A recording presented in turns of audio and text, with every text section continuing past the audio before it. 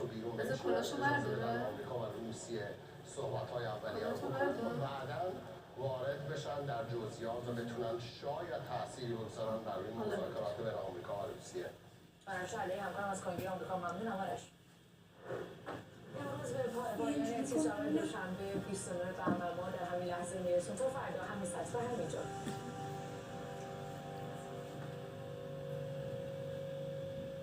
نخور موهاشو.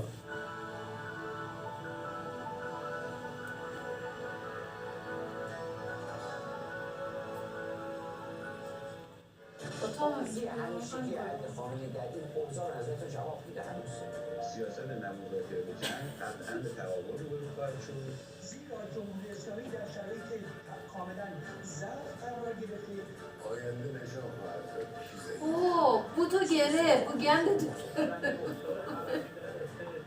دولت ترامپ به سمت چه بازی میره فشار حداکثری که وعده داده رو عمل میکنه کابینه ترامپ این کار رو خواهد کرد اونو چند بار گذاشتی؟